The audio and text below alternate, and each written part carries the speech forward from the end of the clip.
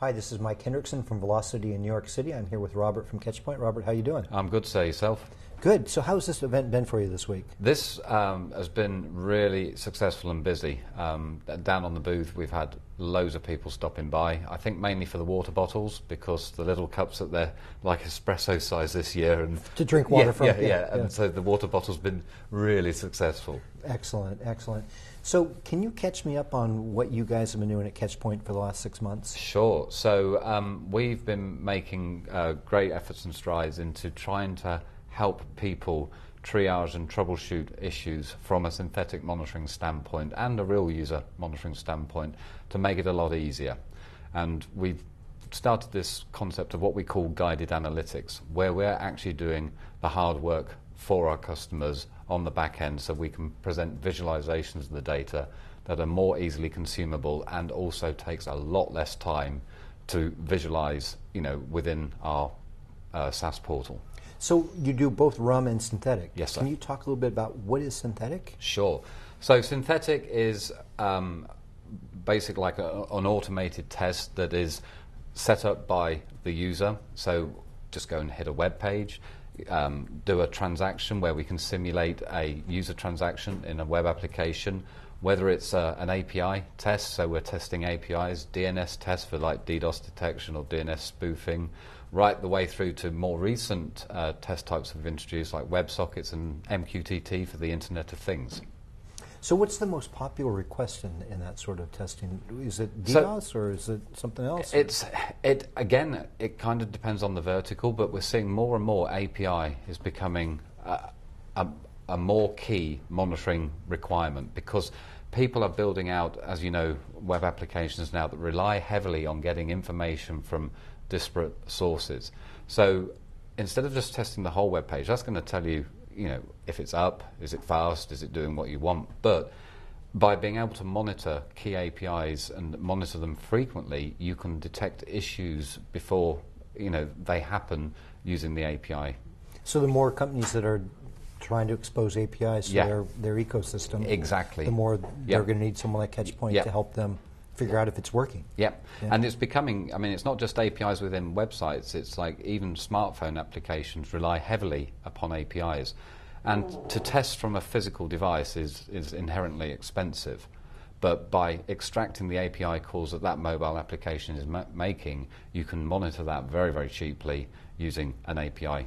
And is mobile the biggest part of what people are trying to measure and monitor now? Or again, it varies on the vertical. Industry, When it comes to mobile apps, everybody likes to have a mobile app, but as well, if we were to pull out our smartphones now, we've probably got similar apps on there, and they're the de facto ones that people tend to go to. But yes, people are, wanting to monitor their mobile applications.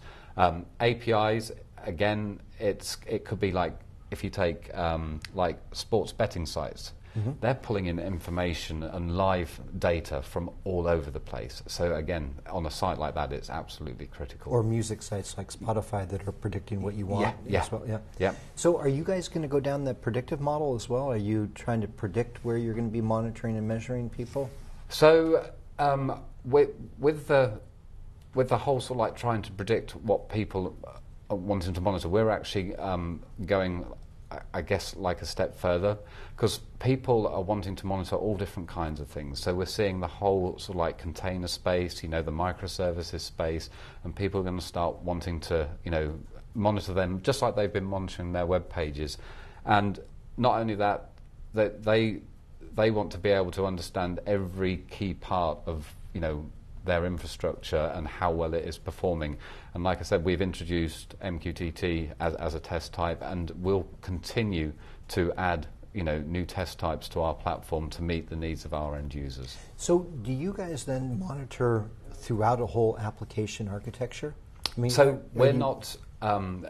When you're actually looking at the architecture, you're sort of like looking at the APM space, the application performance monitoring space.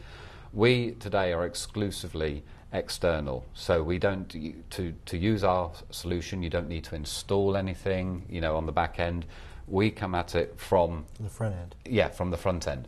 But saying that, we have a feature within our platform called Insights, which allows users to expose information that wouldn't normally be available just by requesting, an API call or requesting a web page. They can externalize data to us. It might be an SQL query time. It might be the name of the server that gave us the web page or the API call.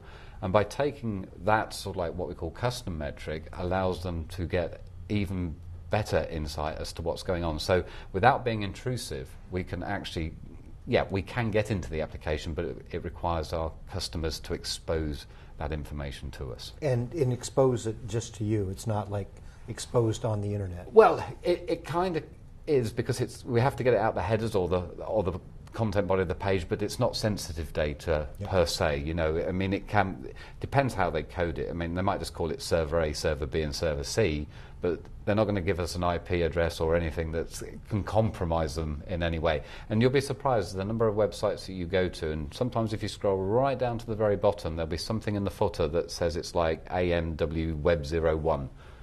They're already doing it, a lot of people. Okay, for measurement. Yeah, monitor. Okay, yeah. okay.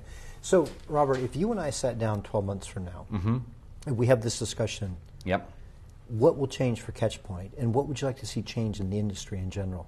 So, as you know, everything is going to the cloud, and everybody's moving. The big buzz at the moment is microservices and containers, and it's almost like chaotic out there because people are just spinning up, microservices and containers.